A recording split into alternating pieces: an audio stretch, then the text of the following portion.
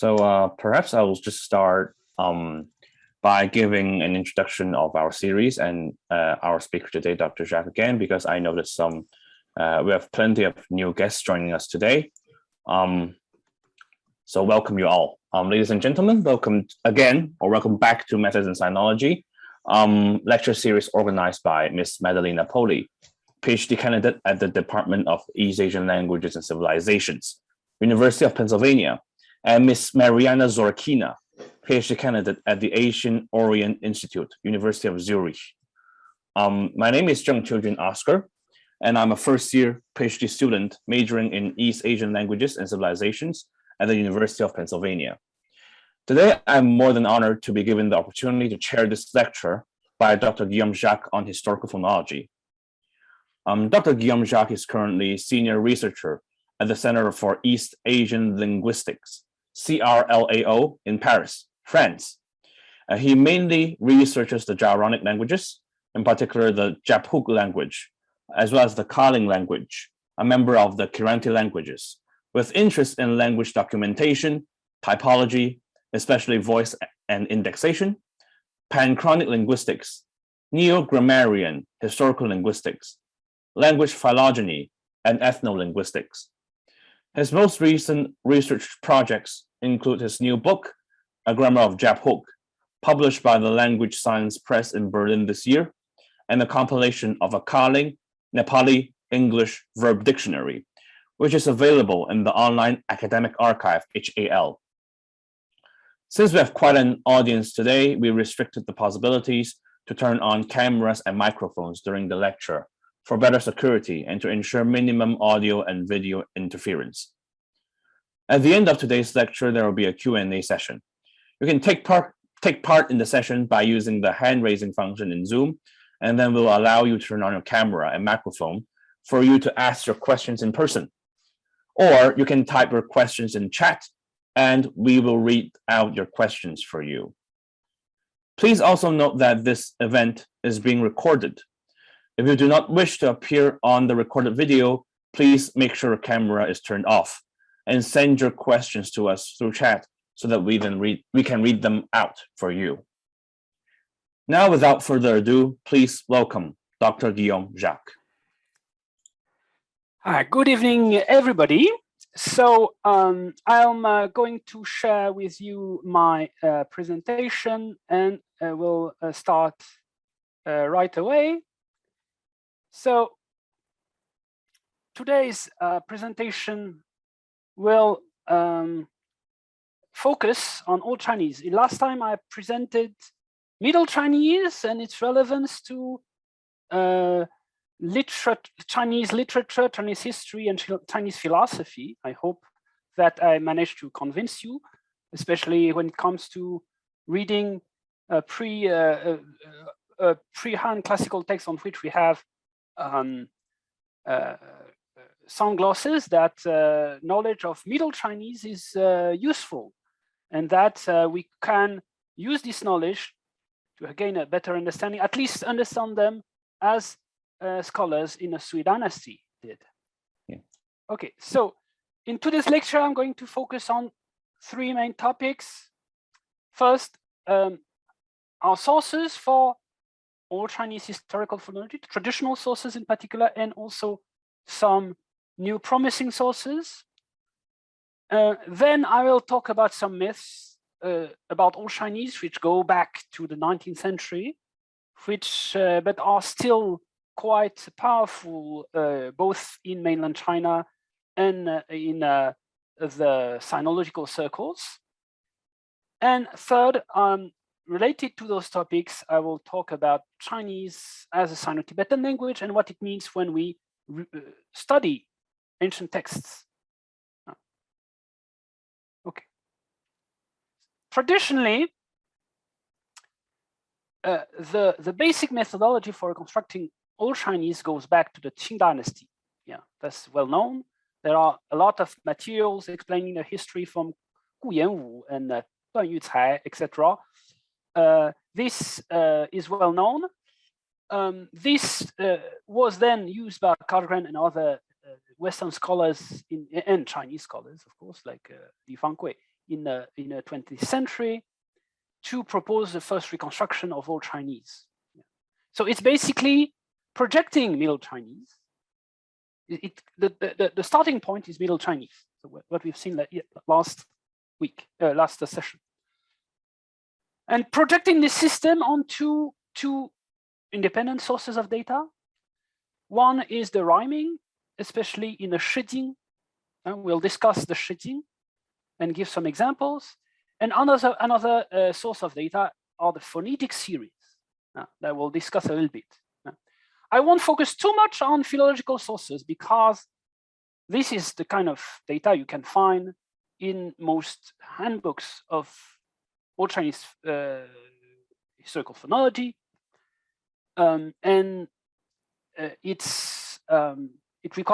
It would require a semester long amount of teaching to explain it clearly. I'm just going to provide a few examples to show you how it generally works. What's the basic principle, and what you need to know when you see an Old Chinese reconstruction. And then I will discuss new sources of evidence, the comparative evidence, which comes from Sinitic languages. So this is not radically new. We know that not all varieties of Chinese originate from a language that corresponds to the phonological system encoded in a Qieyun. Yeah, we have some dialects that preserve pre-Qieyun features.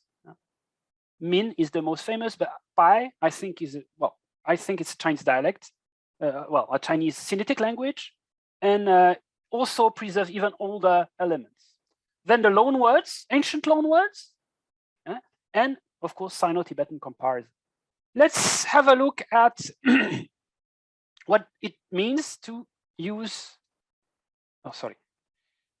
rhyming initiative. Okay.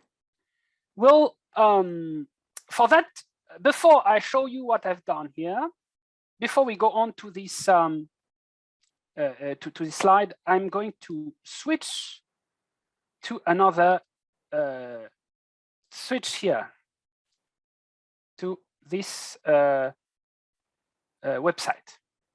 So you've already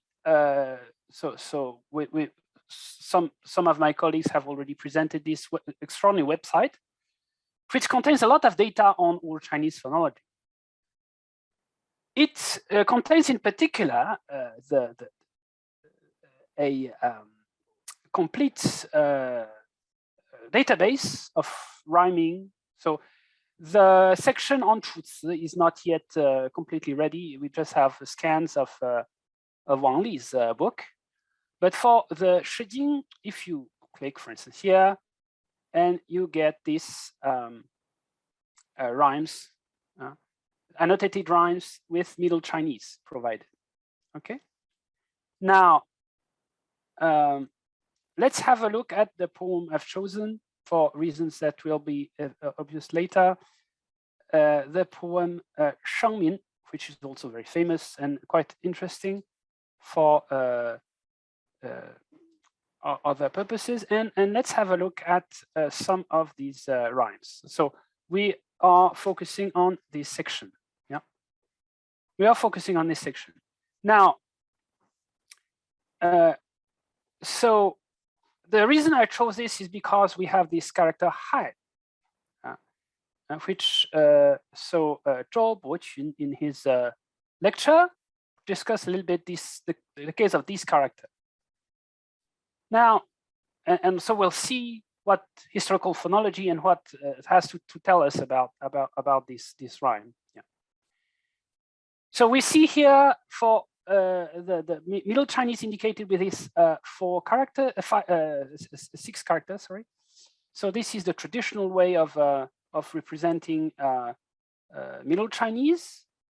It is structurally identical to the Baxter's transcription. So it's just a transcription in Latin script that convey the same amount of information as these characters, but just for most people, I personally believe that an orthographic representation is probably easier to memorize than this character. So that's a reason for I would personally avoid using this and favor Middle Chinese transcriptions. Yeah, we see that in some cases we have two characters, two readings. For instance, here for da, it gives two readings. Yeah, because some characters indeed have several readings encoded. So here we have this extraordinary database. But if you have no training in historical phonology, it's a bit difficult to use. Now let's have a look at what I've prepared for you. So what I did was first to apply to this excerpt the same kind of procedure I did for the excerpt of the Zuoduan last week. Yeah. So I indicate here in blue readings which are indicated in the Shiwen. Yeah. And you see here that includes this rhyming character da. Yeah. So actually, we know it should be pronounced tat and not dat. We had an so let's go back to the previous screen. So here, actually, what the compilers of this website did, which is very good, they indicated Middle Chinese, but here they leave the ambiguity. Yeah, but well, if we now look into the Shiwen's database, you see here it's a Shangmin, and we can see that at least this reading is selected here. So it indicates ta mo fa. It corresponds to the reading that tat that we saw just before. Yeah?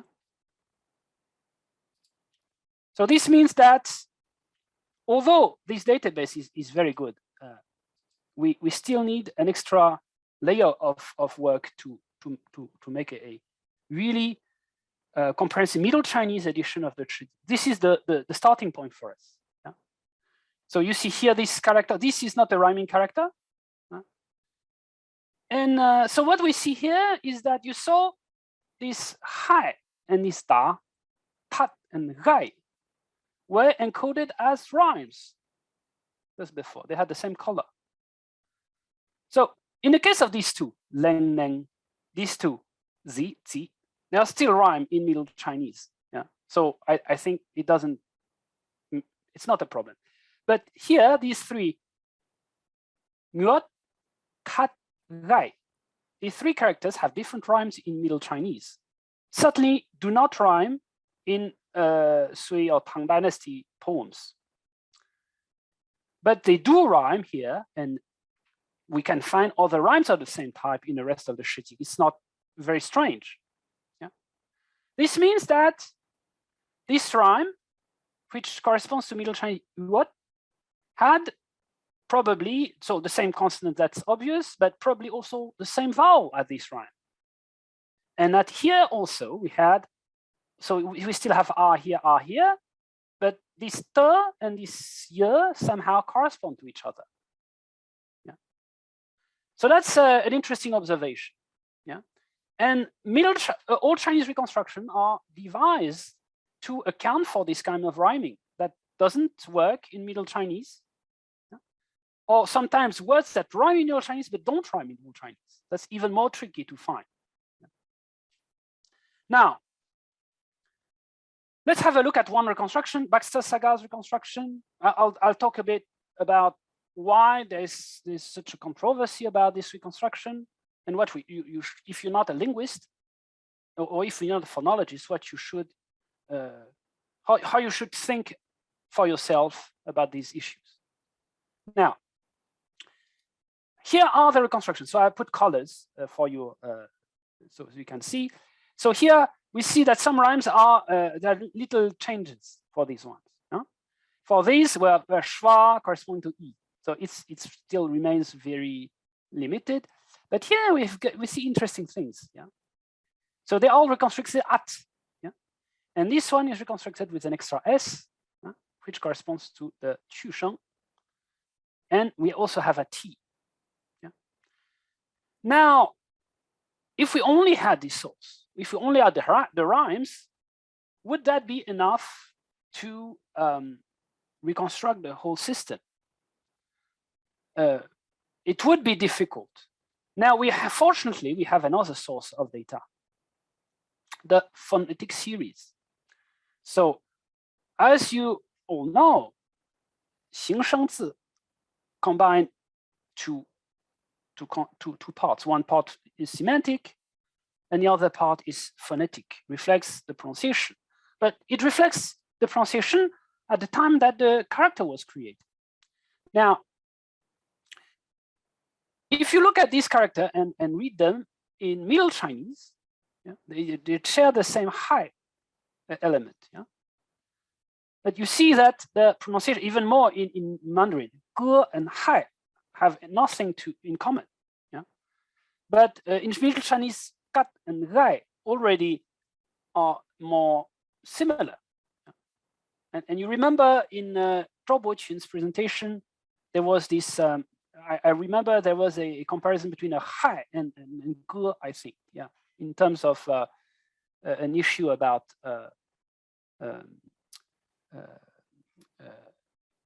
paleography. So here we can explain why these two may indeed resemble each other. We see the pattern here. What is the pattern? We have a ge initial and a ke initial. We have a final te, and here we have ye and a Qu-sheng. You see? Now, and here you have this vowel, so I won't discuss this one, but just look before, exactly the same pattern that between at I, we find the same pattern here, at I. So this observation was first formulated by Duan Yucai. The observation that characters that have the same phonetic series, the same phonetic element, yeah, characters that have the same phonetic element, normally, well, belong, their rhyme belong to the same rhyme group in a shijing. So they are potential rhymes in a shijing. So it doesn't go the other way around, of course. Huh? The fact that two characters rhyme in a shijing doesn't imply they share the same phonetic. It would be, if it were the case, then the initial consonant wouldn't count. But that's a very useful observation. It means what? It means we have two independent sources of data. We have the rhymes and we have the phonetic series. Now, what's the problem with the rhymes? The rhymes are useful, but they're not always exact rhymes. Yeah? That's one first problem. Another problem is that not all characters rhyme in a shijing.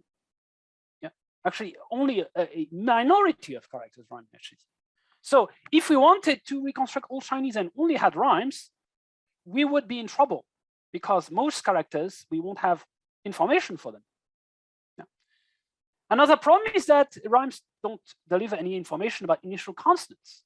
So we wouldn't have any way of thinking about, we would not have any philological source to study Old Chinese consonants. So here we see what in this little series, we see that ke and re, these two initial consonants, jianmu and xiamu, in traditional phonology, they co-occur in the same series, meaning that probably at the time that these characters we created, they sounded similar.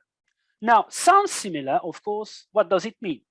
Yeah, that's the whole problem. Not all specialists agree about these criteria, but what all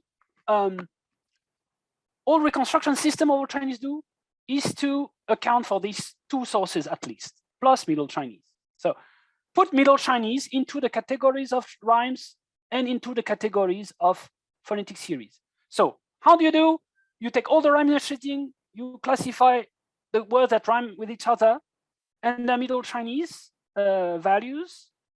And you do the same with phonetic series. So you see which rhymes can rhyme with which rhymes and can occur in the same series.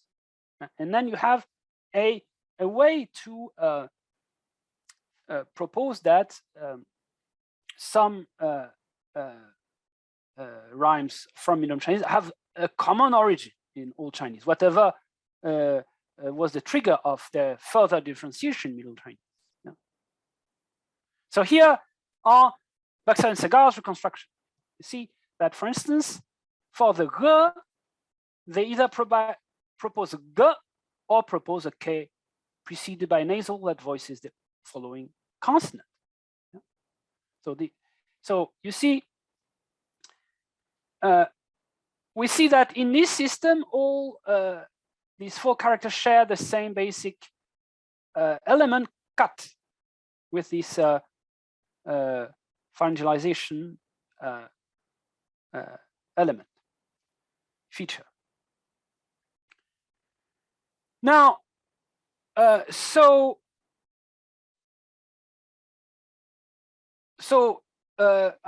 Zhou Boqun's presentation, there was also this little series and the comparison with these two. There was now a discussion about this. Now, if we just look at this series, what do we see? We see words starting with L. We see that uk and liuk occur. And here we have elk and a P initial. Now, what's the first question you should ask yourself? The question which is relevant here is, if you look at the rhymes in the shading, does yuk, uk, and elk rhyme with each other? The answer is they do.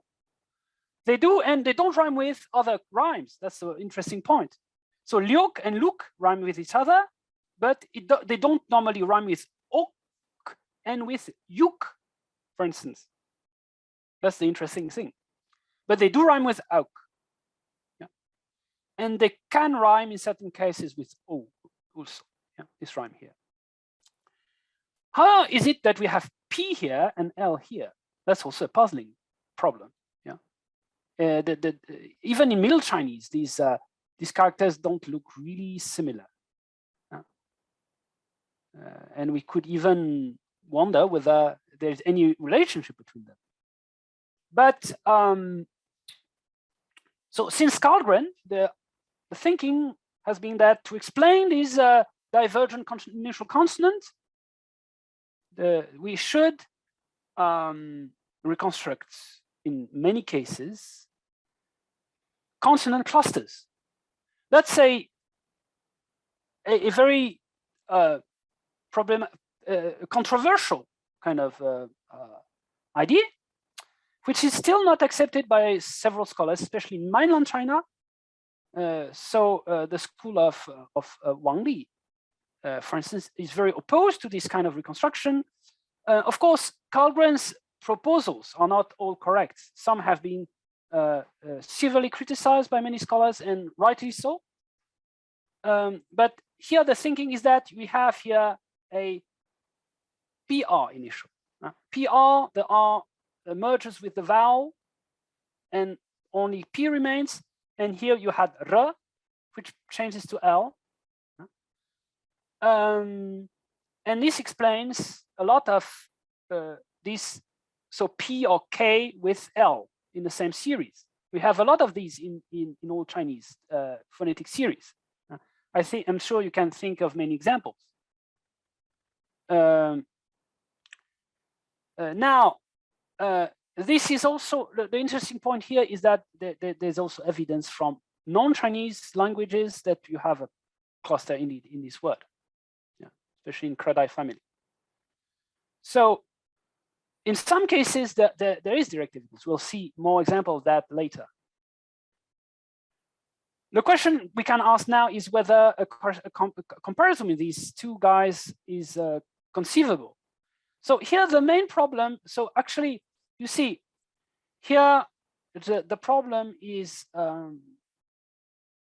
so that when they write, Baxter and Sagar write R here, it means if there was an R, we can't tell, because the Middle Chinese sometimes preserves information about R's. That's the case here. But with some rhymes, in particular O, this information is lost. So you can never tell when you have an O whether there was an R or not. Now, if there was an R, we would have a raw element, and which would be here. And well, the question is, could we have a K here? I would say that there's no evidence for that. It's a bit difficult, but we could imagine several things. But in general, I think that this comparison is requires more research. So I'm not going to discuss too much about these issues. Studying them in a systematic way would require a very intensive. Okay, so let me just 1 second pause.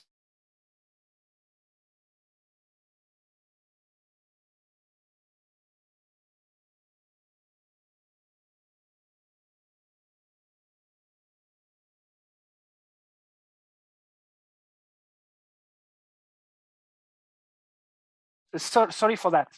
Yeah, I just had something to do. Yeah, so now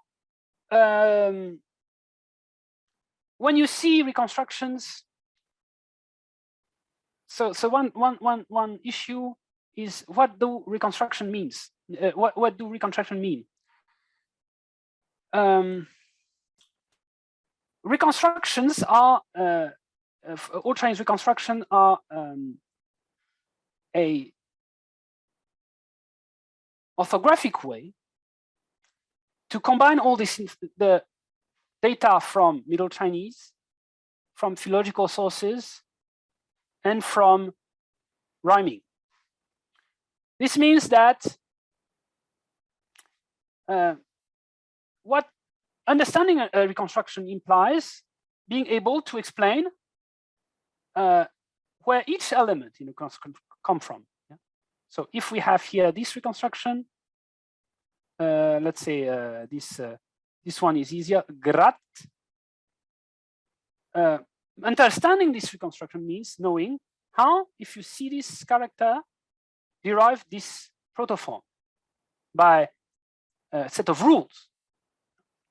So if you don't understand a reconstruction, yeah, my personal thinking is that if you need to quote reconstructions in a paper, for instance, I would advise against blindly copying reconstruction, especially mixing reconstruction from several systems, something I've seen in papers by well-meaning non-linguist colleagues.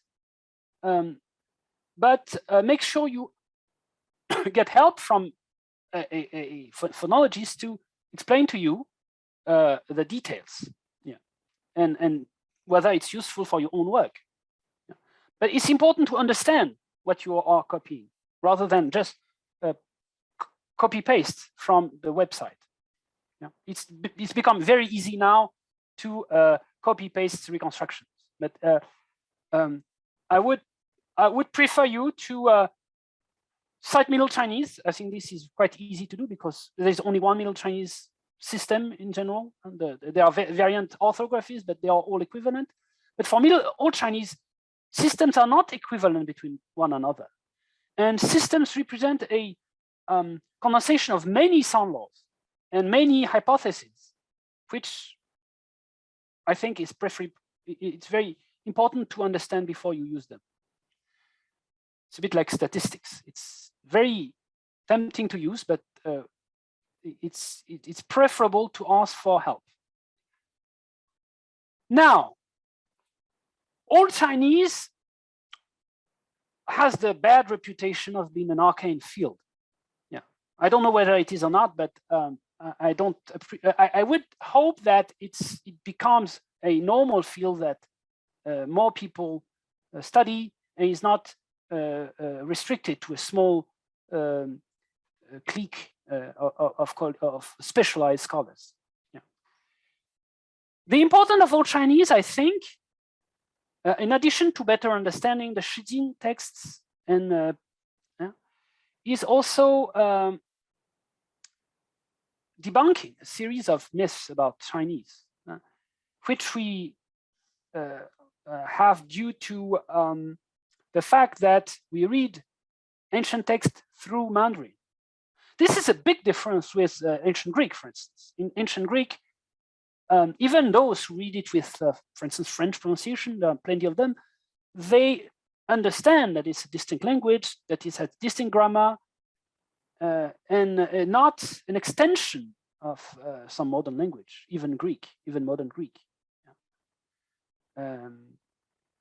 In Chinese, it's less clear that it's the case. So, for instance, if you took a wonderful book like He Le Shi's Grammar of the Zuozhuan, which is immensely useful and insightful, there is not a single mention of this book of the morphological alternations in the Zuozhuan, as if it were a different field, although these alternations are quite relevant to some of the issues treated in that book. So this could already have been adverted if Middle Chinese had been used, but Old Chinese adds a new way of interpreting these alternations and enrich our understanding of Chinese grammar. In addition, it's a way of, so Chinese, the traditional way we perceive Chinese is as the prototypical, tonal, isolating, and monosyllabic language, like Hmong-Mien languages, Kra-Dai languages, Lolo-Burmese, Vietnamese. We have a huge linguistic area of languages which share these features. For a long time, people have thought that this was even a marker of genetic relationship. Now, most scholars outside of mainland China don't believe that. For instance, few people would argue that Thai and Chinese are genealogically related, at least not in a way, not recently. Not that Chinese is closest to Thai than it is to Tibetan, for instance. That was a traditional thinking expressed, for instance, by Li Fangui. Now, this view of Chinese as a tonal, isolating, monosyllabic language, what can Old Chinese tell you about it? Also, what does this Old Chinese reconstruction can tell us about the nature of the Chinese script? I think that's something, a point where phonology and paleography, these two sister disciplines, have to work hand in hand. And we also need more scholars fully trained in both fields to be able to fully understand all the issues that are at stake here. So let's focus on the first two. Now, in Baxter Saga's reconstruction, basically the kernel of the reconstruction is not significantly removed from the system that was, for instance, in Baxter 92 or Starostin or Zheng Shangfang, these three reconstruction systems that are based on the work by Pouilly-Blanc and Yarachon, the 6 vowel system. So it belongs to the 6 vowel system subtype of Old Chinese reconstruction.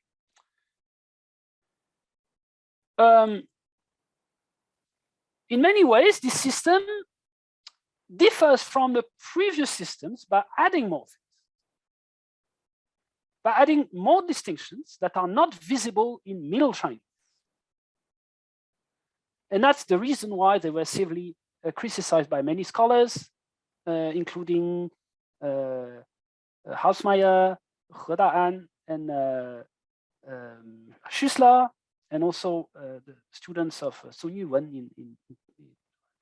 So many scholars have severely criticized this book, but I think that there is a very important contribution that I want today to treat. I think is relevant to everybody, even non-linguists.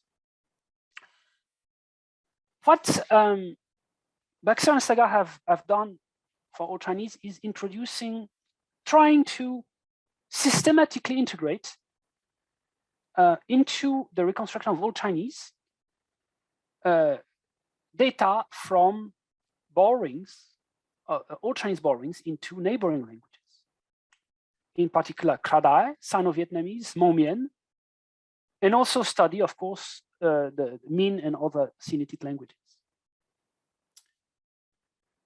Now, there's a methodological problem here. These languages, so Kra-Dai, Vietnamese, so here you have Lakia and Sui, which are Kam Sui languages. So they belong to the Kra-Dai family. They are related to Thai and Lao, distantly related. Here, VN is Vietnamese, and Ruk is a Vietic language closely related to Vietnamese, although they don't look very similar. And Min, yeah. So Min is just a Sinitic variety.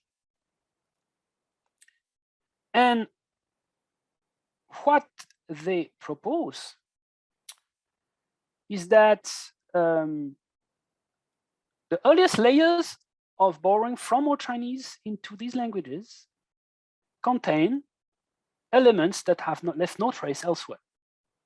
No trace in most Sinitic languages, no trace in phonetic series. So that's sometimes frightening. It means that the traditional sources, it doesn't mean they are not reliable. They are reliable to some extent, but they are not enough to reconstruct Old Chinese. Yeah. So Old Chinese were very much more removed from what we usually imagine. Now, these sources, how to interpret them? The problem is, you could argue when you see different things that differ between these languages and Old Chinese. Is it possible, for instance, that some of these languages added elements? So here, let's look at these words. This is one of the most important tables in the book, and I think it's highly instructive. What Baxter and Saga propose here for these 5 words, yeah. So some of them quite recent, like paper. Yeah. It's a high dynasty innovation. We're not talking about very, very old Chinese. It's not even warring states. Yeah. So what they present here is evidence that so the borrowings from Old Chinese into these languages. So in the case of Ruk, it's most obvious. You have a ke element here. In the case of Lakia is a Kam Sui language which differs from all other languages of the same family, in that when you have disyllabic words, the presyllable eats up the following consonant, and you get only the presyllable as the main consonant. So when you have kie here, it means that you had something like this, like the Ruk form, but the ke ate up the initial consonant. Yeah. And we get this result. Now, one question is, so in Middle Chinese we only have tie. Is this tie, so we only have one syllable, we don't have a cluster, but here we have 2 elements, this disyllabic word, this ketia. And we have this element here. Now, is this element something that the Ruk or the Vietic, Proto-Vietic added to these roots?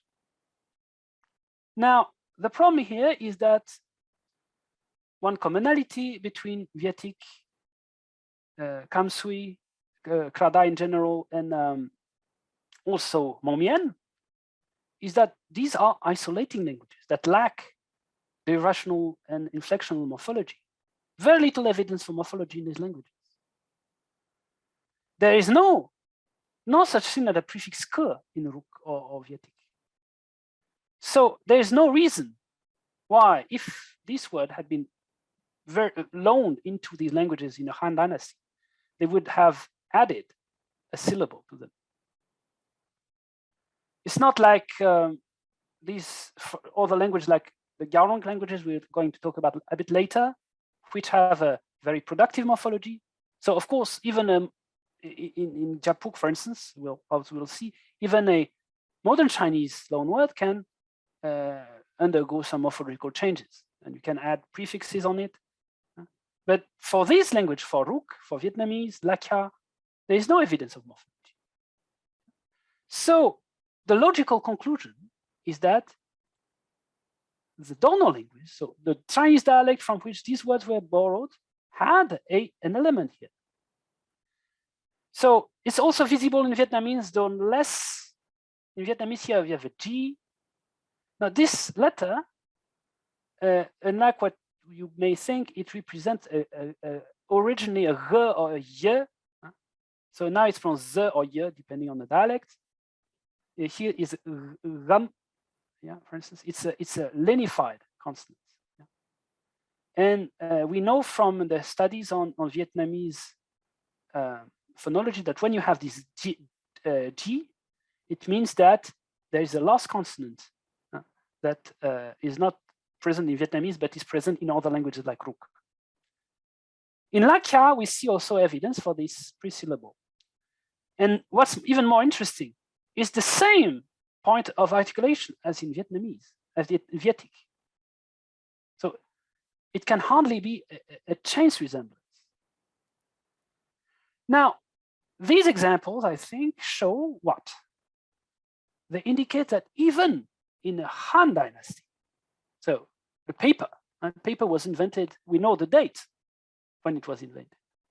Even in the Han Dynasty, Chinese still had pre-syllables.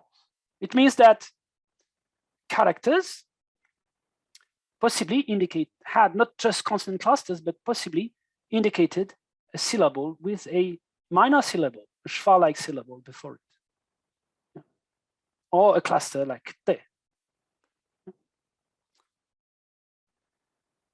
This is vertiginous, the implication for that. The problem is that we only have a few words that are attested, all Chinese loanwords attested in Vietic, at least in a non-Vietnamese branch of Vietic that preserves pre-syllables.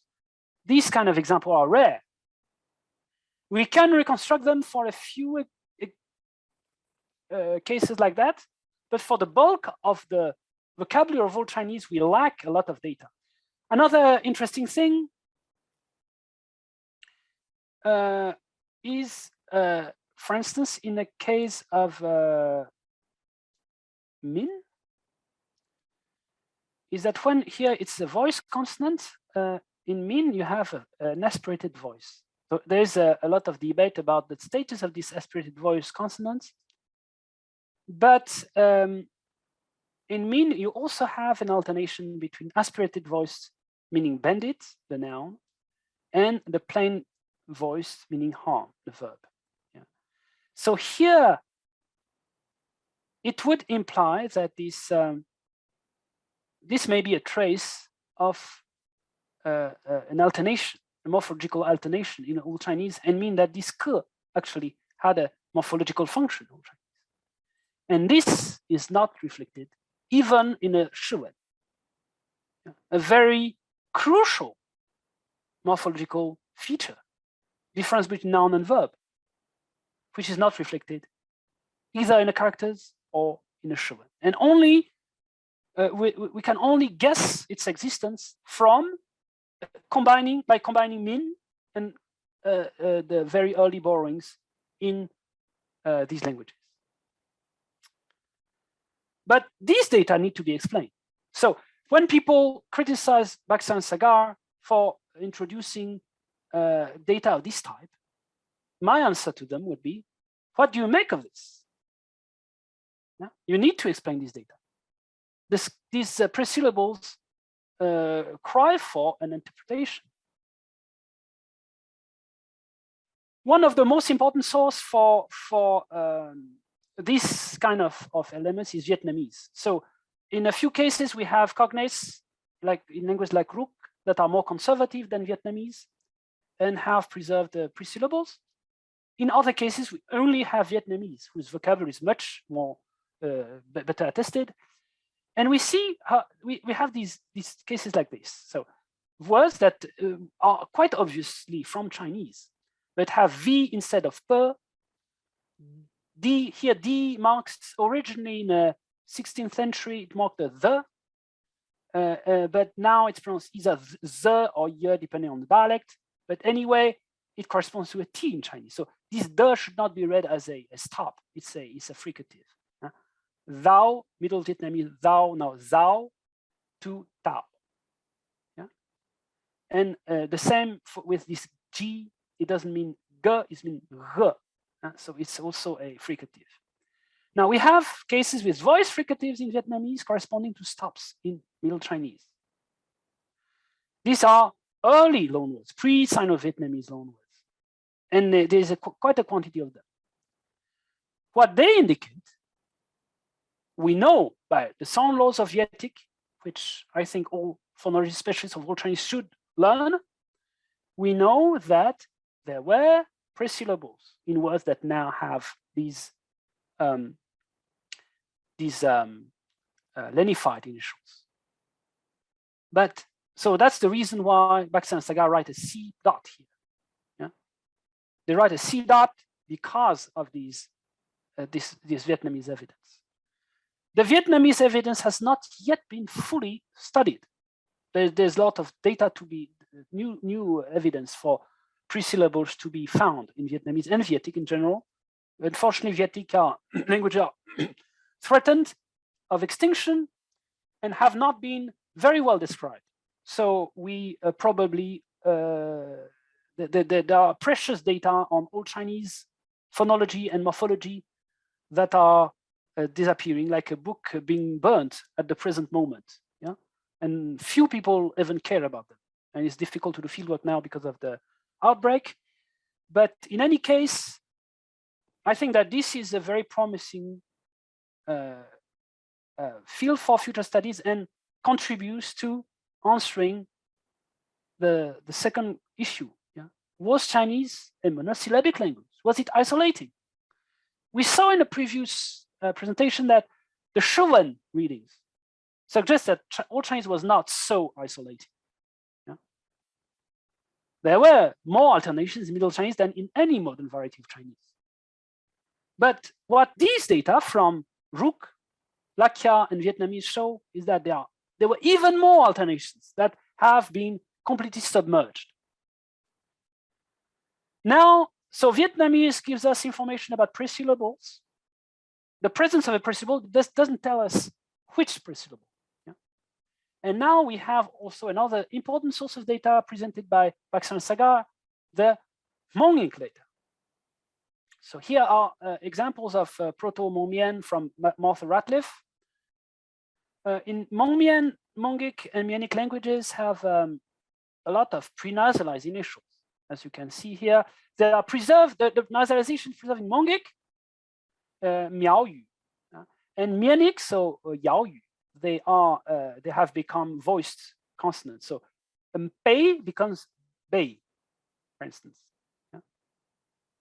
A single B corresponds to Mp. Now, so in Mianic, whenever you see a voiced consonant, it means that it goes back to a prenasalized onset in Proto-Hmong.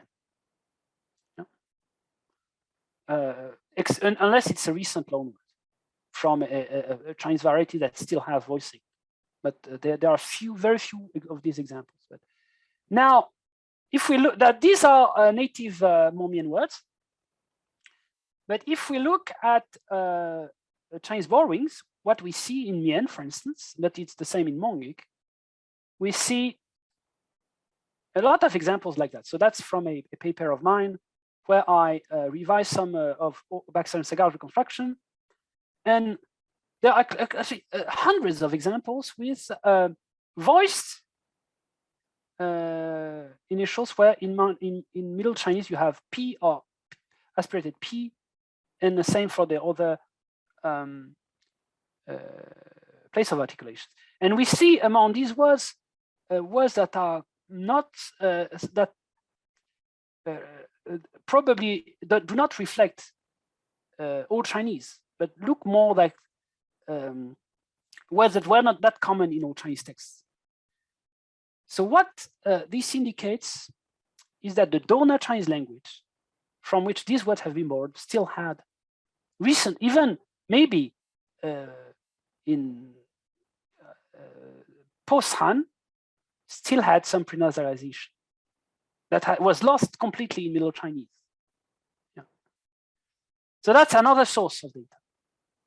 So we've seen Lakia,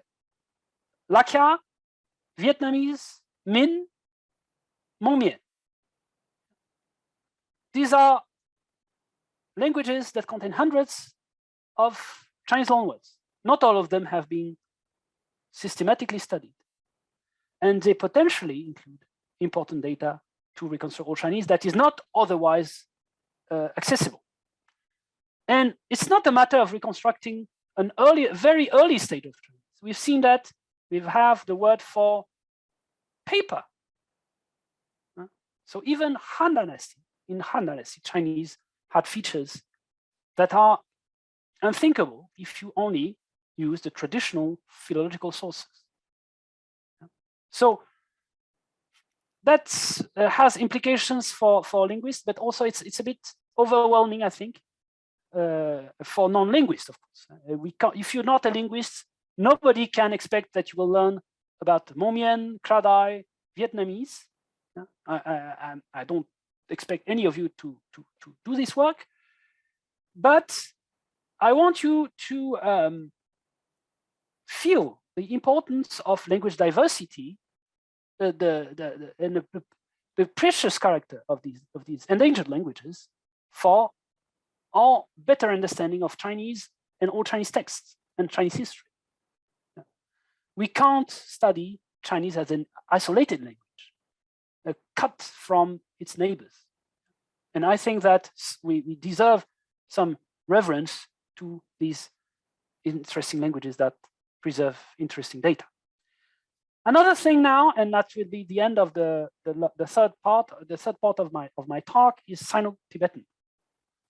Now, this is the Stammbaum, the tree that we've obtained from the PNAS article on phonology of Sino-Tibetan.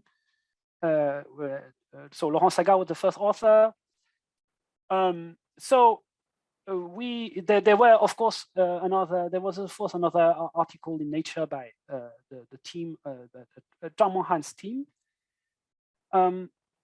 So in that paper, we have explored several possibilities about the place of Chinese in a tree.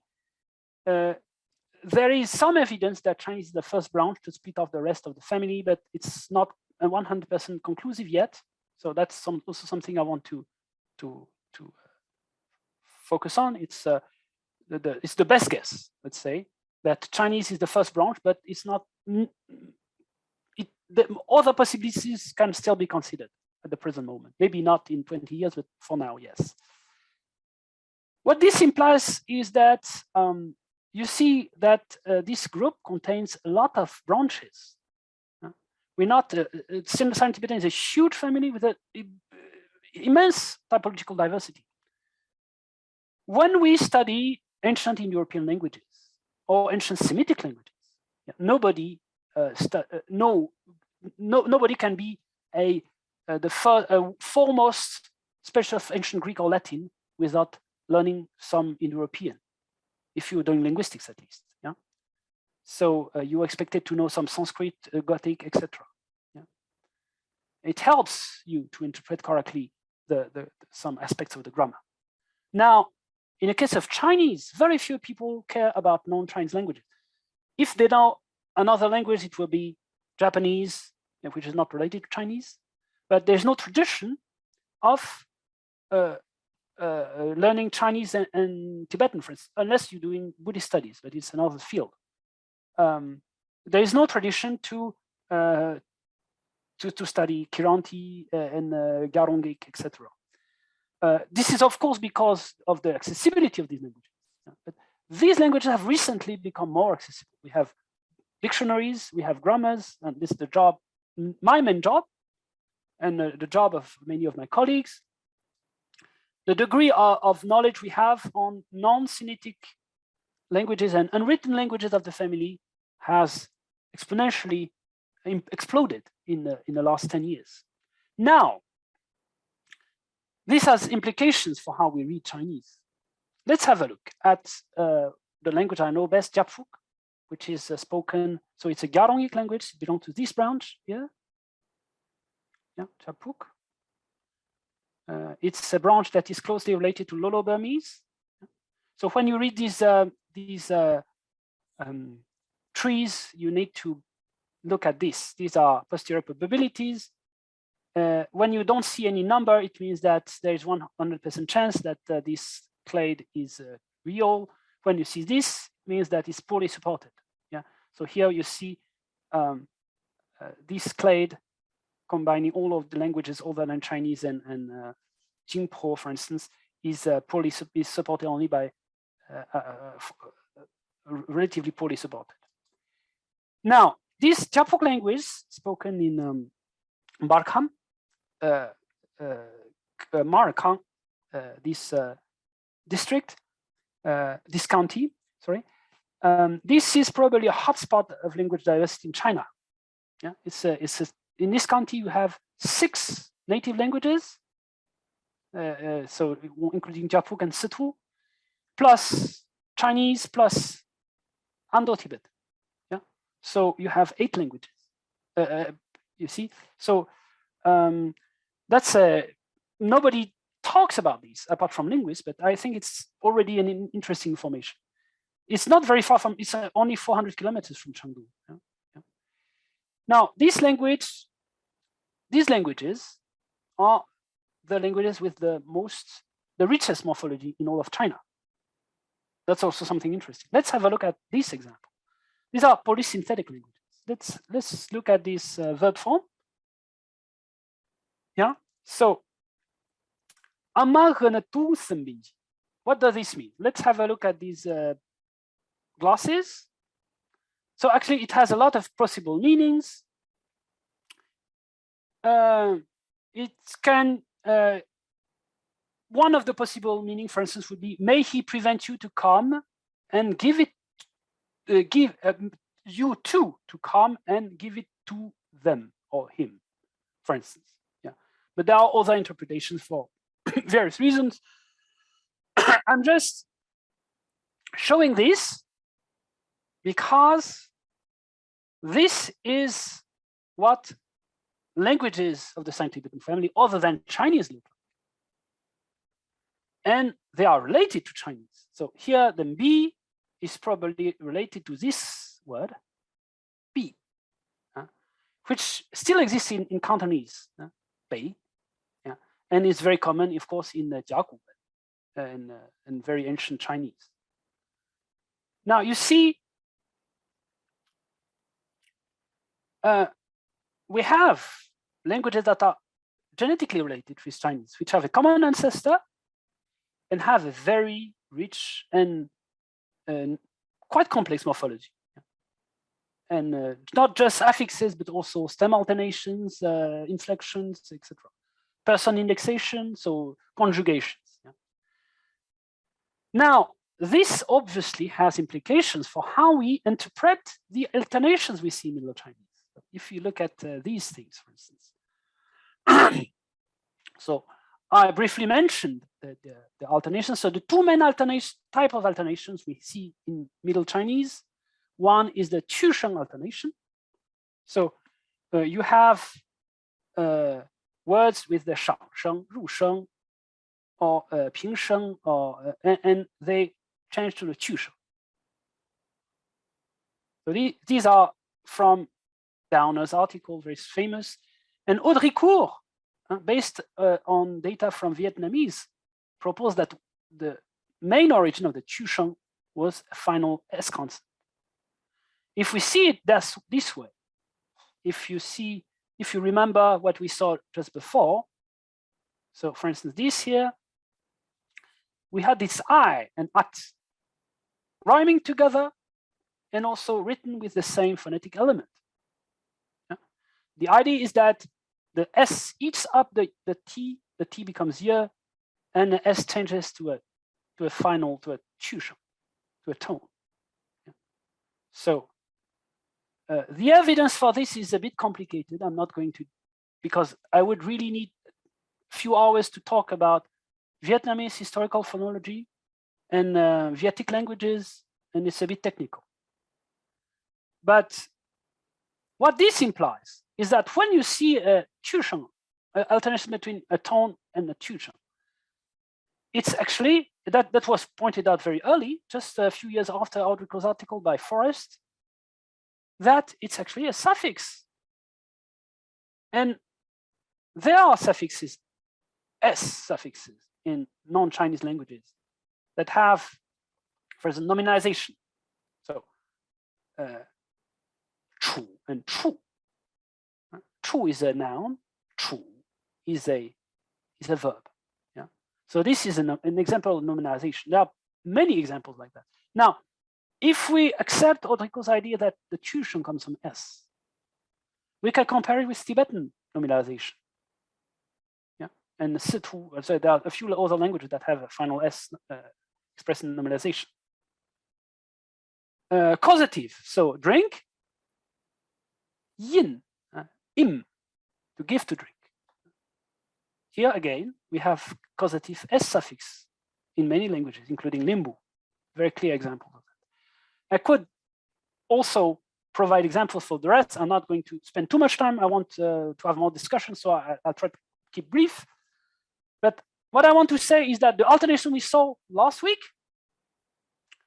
when we see them from the eyes of Middle Chinese, they remain very opaque. But once we compare with other language families, with other perhaps more conservative languages of the Sino-Tibetan family, then we have a way to better interpret non-productive alternations.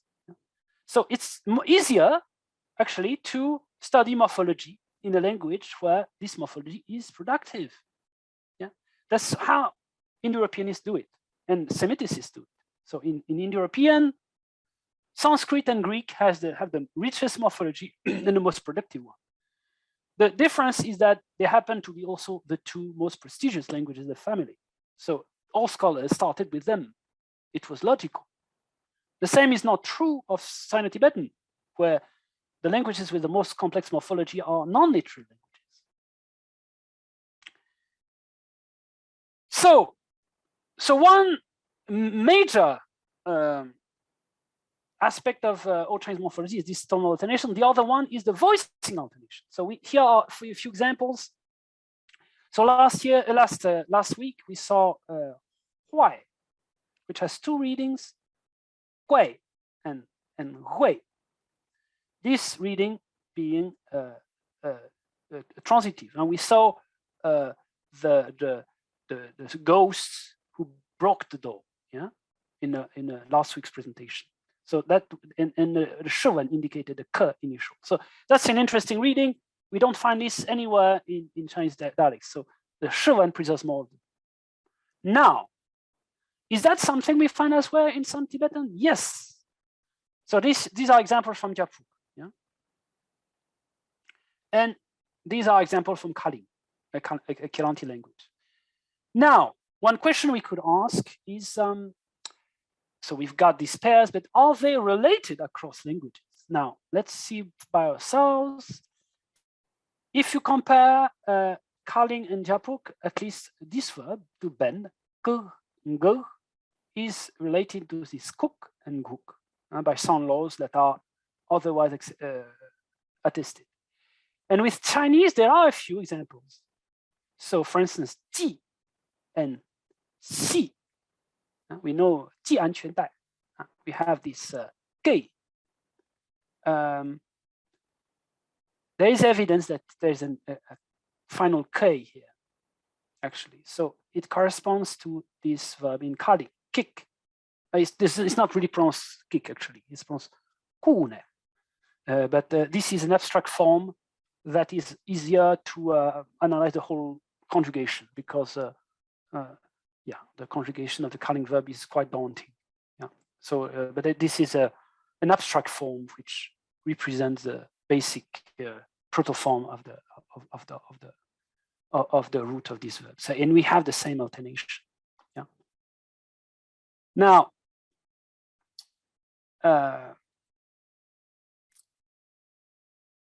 the difference in Chinese is that you have no way to tell the direction. In the case of Chusheng, we had most people agree that it's from the other tones to the Chusheng. But in the case of this voicing, not all scholars agree. But if you look at, for instance, Japuk, the first verb, scatter. So that's an interesting one because it comes from Tibetan. So it's to scatter or to scatter seeds, yeah, to sow, for instance. This verb is borrowing from Tibetan ktor, but the intransitive form, ander, there's no corresponding intransitive form in Tibetan. So what it means is that here, this alternation applied to a borrowing. And since this one does not exist, we know that the direction is from this one to this one.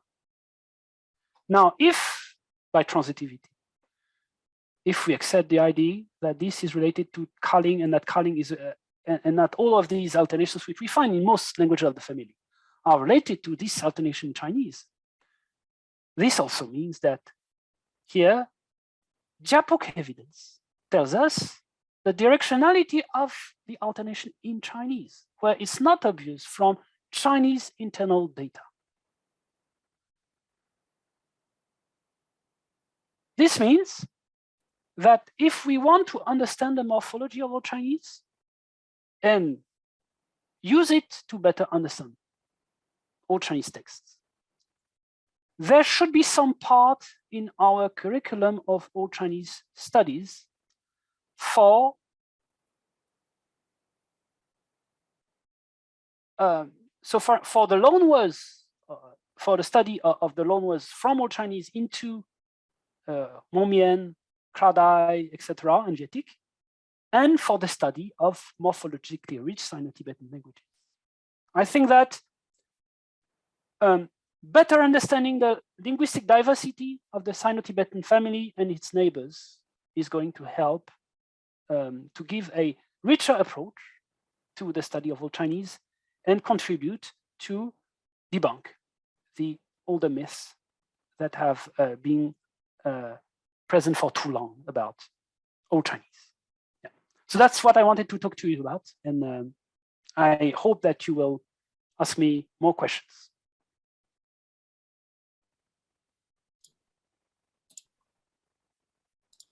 Thank you, Dr. Jacques, for today's lecture. Now we'll open the floor to our audience for questions. If you have questions that you'd like to ask, please use the hand raising function in Zoom or send us your questions through chat so that we can ask them for you. We already have a question in chat now.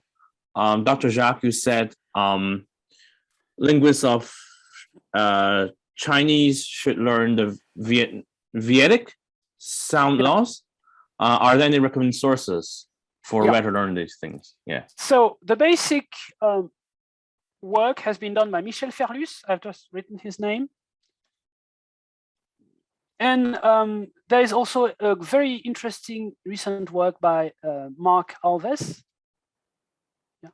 So if you search these names online, you will find a lot of papers. So some in French, but I think academic French should be fine for most people, and which contain a lot of useful data. The only problem, indeed, that's something for linguists to do, of course, is that there is no good comparative dictionary of Vietic yet. Yeah, that's a very needed source. You can also use the medieval dictionary, the first dictionary of Vietnamese by Alexandre de Rode, which is in Latin and Portuguese, which contains a lot of precious ancient words including ancient Chinese loanwords. Yeah, and where you can find some evidence for lenition that is not necessarily present in modern Vietnamese.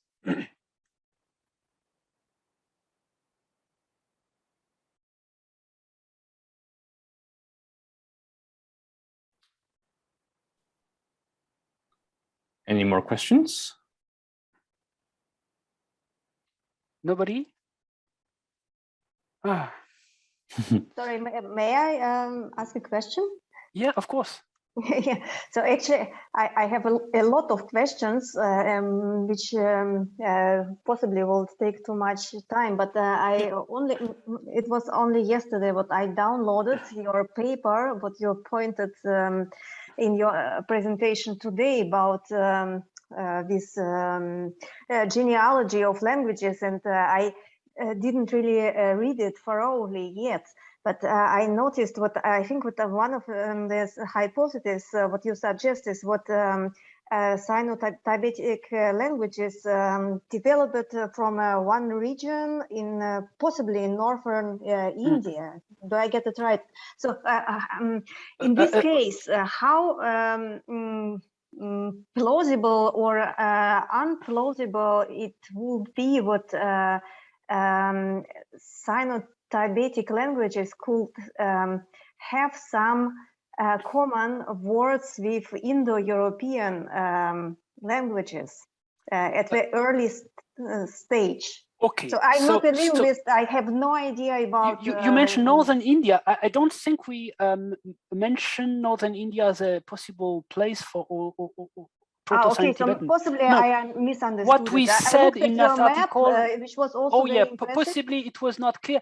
So what we said in the article is that, which is very close actually to the conclusion of the team, the Fudan team, the Zhang, is that the Urheimat of Sino-Tibetan was probably the Yangshao culture, or the Cishan possibly. So in northern China, Yellow Valley, Yellow River Valley. So the question is now when they arrived in northern India. So that's an interesting problem because the linguistic diversity of Sino-Tibetan within China, what is China, is lower than what we find in the other side, so in India, Nepal, Bhutan, etc., where we have a lot of very strange branches. So it seems to imply that there were several migrations from China into these regions at a very early period. Yeah, and the problem is that the archaeology of northern India and Nepal is not not studied well enough now. So it's difficult to. There's a lot of unknowns, to ascertain this hypothesis. Now, the possibility of contact between all Chinese, between Sino-Tibetan and Indo-European, I don't think there is any possibility of direct contact before the arrival of the Tocharians, and it's not. I don't know how to date that, but there is possible evidence of a few loanwords from Old Chinese into Tocharian, from Tocharian into Old Chinese. These have been discussed by several scholars, but in any case, I don't think that these are significantly more ancient than the historical period.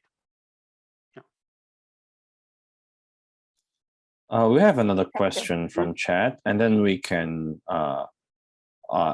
let our another host today, Ms. Mira Mueller, to ask her questions. We'll read the questions from our audience first. Talking of learning, I believe the Vedic languages, do you suggest people learning the whole language or specific aspects of it, such as lexicon or grammar? Yeah, okay, so that's, learning a language takes a huge amount of time. And if you're not linguists, it's not your job to learn languages that are not going to be directly useful to your work. I fully understand that. What I suggest for non-linguists is to get a glimpse of a sense of how these languages look like. Maybe with the help of various resources, to read excerpts from text and know a few words, at least know where they exist and where they are spoken, and how these features we see in them can help us directly to understand Chinese. I think that's the kind what I would suggest. So I'm not suggesting that everybody should learn Japuk, although if it's the case, I would be glad, and I can provide help if you're interested. But no, some Garongik can perhaps influence your thinking, enrich your thinking about Old Chinese texts and Old Chinese, maybe even philosophy. Thank you. So how about we let our host, Ms. Samira Müller, to ask her question.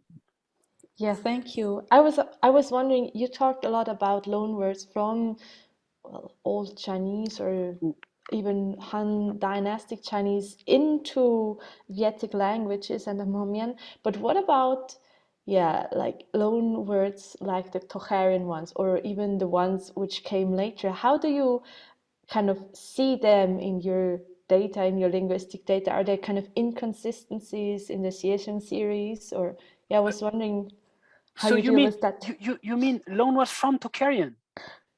Made from Tocharian, maybe from Iranian languages, or There are not so many Tocharian loanwords that have been, I would say. So there's an article by Lubotsky, and not all of these etymology are fully. Some of them look promising, but it's not. So Hannes Sellner also worked on that recently. Some examples are quite promising, but I would say there aren't so many of them. It's really a piecemeal of very few clear examples. Another thing we could also mention is the possibility of loanwords from Hmong-Mien and Vietic into Chinese. Yeah, so there have been proposals, and it's an open debate. It's possible that there are a lot of them. I don't know, but it's here. So we should also not assume always that the direction was from Chinese into those languages, but the opposite is also possible. Yeah. Okay, thanks.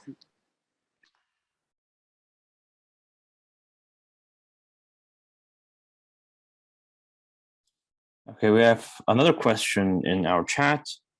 I have read some theories that the written evidence we have from Old Chinese does not necessarily correspond to a spoken language, and that the spoken language of ancient China may have been different from the written language. Any thoughts on that? Okay. Yeah, I think that I know what you're talking about. But before I directly answer your comment, let me tell you something more general about the reconstruction. In my view, what Baxter and Saga have managed to demonstrate is that the traditional sources of Old Chinese are incomplete. They give us only a little glimpse of the phonological system of Old Chinese. And I think the logical continuation of what they've proposed, although they don't take this step, is that from the data we have, we cannot really reconstruct the whole system of Old Chinese. We can only reconstruct maybe 30%. It's a bit like if we had ancient Greek without the vowels or something like that. Yeah, that's the reason why Old Chinese is so damn difficult to understand, I think. Yeah, why is it that we can't really? We have so much trouble reading the texts. It shouldn't be that hard. I think the reason is because a lot of data is missing from the time when the languages were spoken. However, I think that your comment refers to something different. There is a fashionable theory about the Shang and the Zhou, and the idea that the Shang and the Zhou represent different people and belong to different families. I think that it's completely baseless. Yeah? It's often repeated idea that is not substantiated by any data. From what we've seen, for instance, I know very little about the Yaguan, but I've read, for instance, the Professor Takashima's work, and it's very clear that despite some changes in the syntax, there is a continuity in a verbal in a grammatical markers and between the Jiagu and the following language and late Zhou Chinese. Yeah, so I think yeah, it's quite pointless to look for that.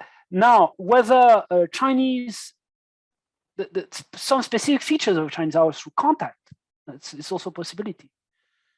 Although I think the contact was perhaps something that, for instance, there's this scholar, Mike Wather, who has talked a lot about how languages become more simple morphologically.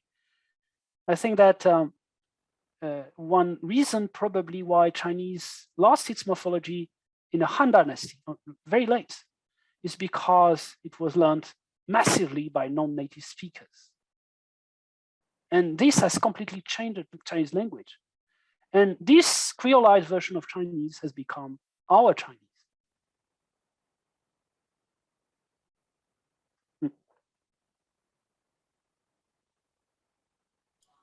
Oh, sorry, to follow up on that one, that is an interesting observation.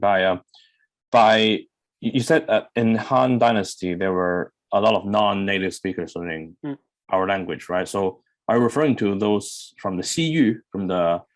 Oh, no, no, but I'm referring to the invasion by the Qing Empire of the South. Okay. Yeah. Okay. Yeah.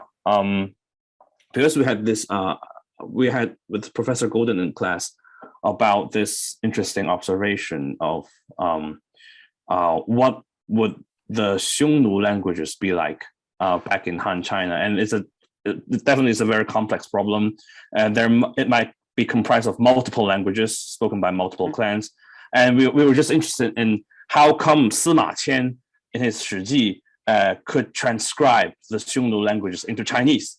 Okay, and, yeah. So we could ask the same question: how did, for instance, Xenophon or Thucydides transcribe the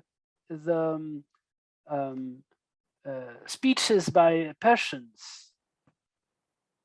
Yeah, it's very clear that Greeks were not very good at learning languages. Yeah, and you have, for instance, the Syropedia, a very beautiful book, where but it's not history. It's Xenophon's imagination of how Cyrus and yes, I think he made up all the speeches, basically. Yeah. In the case of Thucydides, I don't think so, but probably he works through translators. It's not completely clear to me. In the case of Sima Qian, how he did it, also probably through translators. So there's a lot of things we don't know. Indeed. So for instance, the body comments about of the Chan Yu to Empress Lu, for instance, this certainly did exist, but how was it translated also? Imagine the poor translator who had to say, to translate that. Yeah, this is indeed a fascinating problem. So, but it's not true that we know nothing about these languages. We have a few sources, though they are a bit later than that. In the Shuoyuan, we have this interesting poem, the boatman's song, which is very nice. So it would be a remnant from a transcription from the Yue language. It's not yet understood. We have so much later in the Hohan Shu, we have this text from the Balang, the Balang Song, which is much better understood. Actually, it's a very nice. It's the first language apart from Chinese attested in a Sino-Tibetan family, so it's extremely important, and we can understand some of it. Actually, it's and there is also a song, Xiongnu song, which is attested, which has been interpreted by Sasha Vovin as a Yeniseian language. So we have small excerpt of that. in terms of quantity, it's less than, for instance, the Punic we have in Poinulus. Yeah, but it's probably more than what we have in many Trümmersprachen of the antiquity in Europe, after all. Yeah, so yeah. Thank you very much. I didn't even realize that there's this there are these songs that that were left behind in the received text, and I think they're certainly very important. Any other questions from our audience?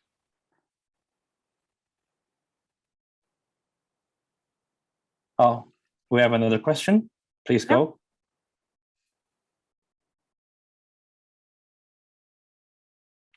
We can't hear you. Yes. Okay, and our question, maybe this actually requires a longer discussion, but what would you suggest? How can I, as an outsider in phonology, make an opinion about the reliability of an etymological relation suggested by, for example, Schussler? In some cases, it looks like words proposed as etymological cognates have the same meaning and they look similar. But in some cases, their meaning is not too close to the proposed relative in Old Chinese or in Sino-Tibetic. So should I try to understand how it works, so I better leave it and not try to discuss it at all? Because it depends one question keeps me more than 1 month. Yeah. That's the problem. It depends on your own interest. Another way is just to ask someone who is working in the field about his opinion. The thing I would advise you not to do is to copy reconstructions without understanding how they work.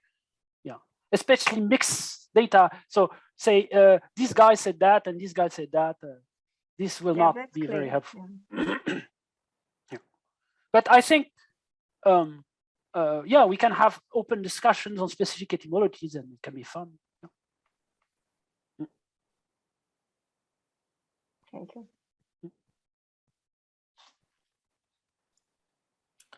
I think time is about to be running out for today. So we'll probably just end here. I'd like to once again thank Dr. Jacques for our 2-session lecture. It was very informative and very interesting, certainly. And I would like to also thank you all for coming. The recording of today's lecture can be accessed within a few days on our website, sinologymethods.com. And should you have any further questions, please feel free to email your questions to admin@sinologymethods.com or contact us in Twitter @insinology. Please also note that this is our last lecture this year. The series will resume on January 20 next year with Professor Du Heng's lecture on the beginning of historical writing in early China. I'd like to thank Dr. Jacques again for his lecture. I would like to thank Madalena and Mariana for organizing the whole series and inviting me to chair. I also like to thank Ms. Samira Müller here today for hosting this session. And thank you everyone for joining us. Thank you.